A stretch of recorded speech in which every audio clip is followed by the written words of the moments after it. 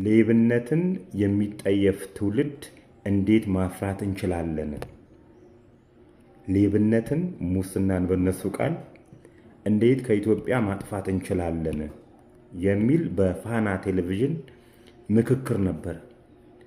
ይሄን ምክክር እንዲመክረን ሌብነት እንዴት መጥፋት እንዳለበት፣ ሌብነትን የሚጠየፍ ትውልድ እንዴት ማፍራት እንዳለብን የሚመክረን ሪቨረንድ ተዘራ ያሬድ ነው። ሪቨረንድ ግን ምንድን ነው? የተከበረ ማለት ነው። የተከበረ ይመቸው። ተዘራ ያሬድ ነው እንግዲህ ኢትዮጵያ ውስጥ ሌብነትን የሚጠየፍ ትውልድ እንዴት ማፍራት እንዳለብን የሚነግረን። ሰሞኑን ክብረ ሕይወት ቤተክርስቲያን ከነ ኤድሚያስ ላይ ተከራየው ነበርና ከነዚህ ቤተሰቦች ሲከራይ እንግዲህ ሀብት ያፈራበት ቦታ የተለያዩ ገንዘቦችን ትላልቅ ገንዘብ አሁን ያለበትን ቤተክርስቲያን ጭምር የገነባው ከዚህ ከነ ኤድሚያስ ቤት ካገኘው ገንዘብ ነው። አዲሱን ቤተክርስቲያን የገነባው እና ቃል አውጥቼበታለሁ፣ ውጣ ሲሉት ቃል አውጥቼበታለሁ አልወጣም ብሎ ለያዥ ለገናዥ አስቸግሮ ስንት በእጁ በእግሩ ሄዶ ፍርድ ቤት በአስቸኳይ እንድትወጣ ብሎ 5 ዓመት የፈጀ የፍርድ ቤት ክርክር ነው።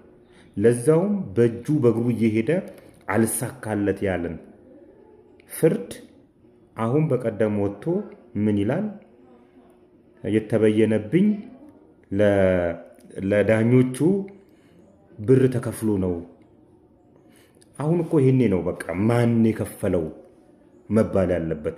ለዳኞች ብር ተሰጥቶ ጉቦ ተሰጥቶ ፍርድ አዛብተው ከሆነ የሚመለከተው አካል ማን የሰጠው፣ ለማን የተሰጠው? ዳኞችም ይሄን ያህል ስትሰደቡ ዝም የምትሉበት አግባብ አይገባኝም። ጉቦ ተሰጥቷችሁ ነው ፍርድ ያጣመማችሁት እያለን ያለው ከታችኛው ፍርድ ቤት እስከ ሰበር ሰሚ ድረስ የደረሰን የፍርድ ሂደት ፍርድ እንደውም ቀጥ አለች፣ ትክክለኛውን ውሳኔ ሰጠች የሚባለው በነ ኤድሚያስ ቤተሰቦችና በተዘራ ያሬድ የተሰጠ ፍርድ ነው። እንደኔ እውነት ፍርድ እንደዛ ሆነ ትክክለኛውን መልኳን ያዘች ብዬ ነው የማስበውና ሚዲያ አገኘው ብሎ ብቅ ብሎ ይንተባተባል ማለት ነው። ፋና ቴሌቪዥን ግን እግዚአብሔር ይላችሁ